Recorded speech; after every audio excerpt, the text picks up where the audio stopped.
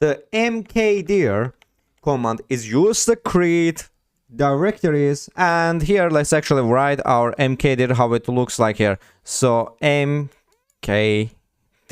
let's actually make directory here, basically make dir.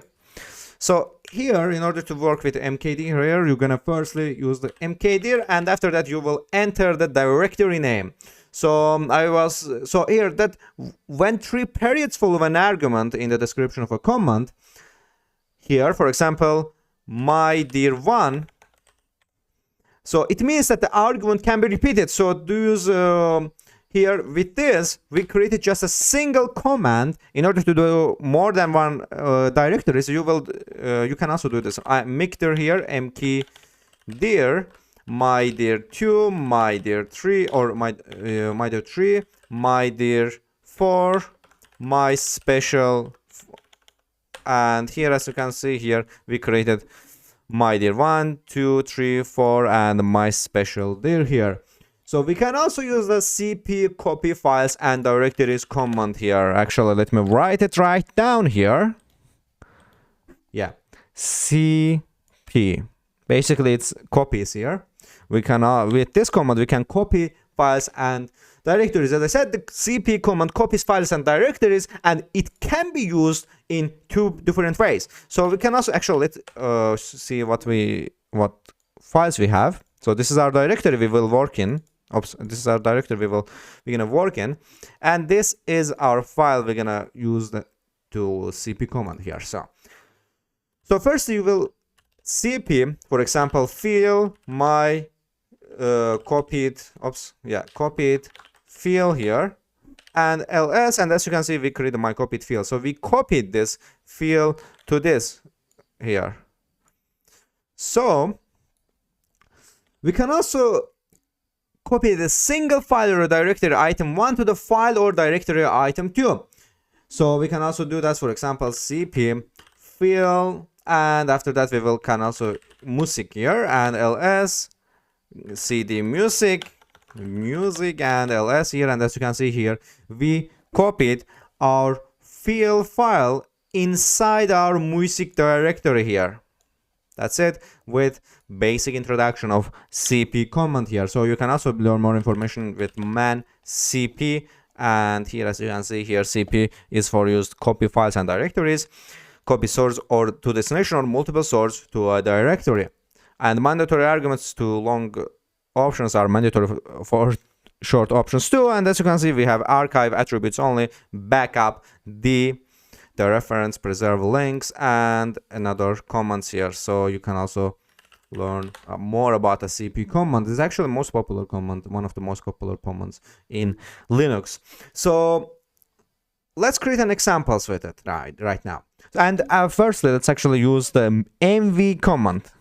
mv command, as the name suggests, mv moves and is used for moving and renaming files in Linux. So the mv command performs both file and file renaming. So file moving and file renaming depending on how it is used. In either case, the original file name no longer exists after the operation. So mv used in much the same way as a cp. For example, mv, firstly we're gonna ls, mv file here, and after that my renamed file, and ls, and as you can see here we renamed our file, and the file no longer exists. Here with the mv commands, with e here, mve, this is the interactive means here. So before overwriting an existing file, prompt the user for confirmation. If the option is not specified, mv will silently overwrite files. So for example, let's try with this mv renamed file, and to old file, and ls, and as you can see this is specified without asking to do it or not. So let's actually learn about rm command here. rm here. Oops, actually let's make it a bit nicer. rm Here, this is, as the name suggests, remove here. So the rm command is used to remove, delete files and directories with just a single command. In order to do that, we're gonna actually go to here, clear rm here, and after that we will actually let ls, and as you can see we have file named old file, rm old file, and here as you can see we no longer have files here. So you can also use the same options and in the previous mv command. For example, you can also use the interactive, so touch some files, and here as you can see we created a new file.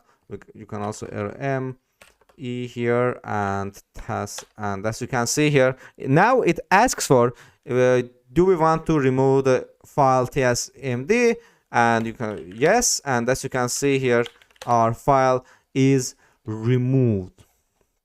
We can also, in the previous lecture we did learn creating links and hard link symbolic links, which you will learn in more depth in next lecture. So I'm waiting your next lecture.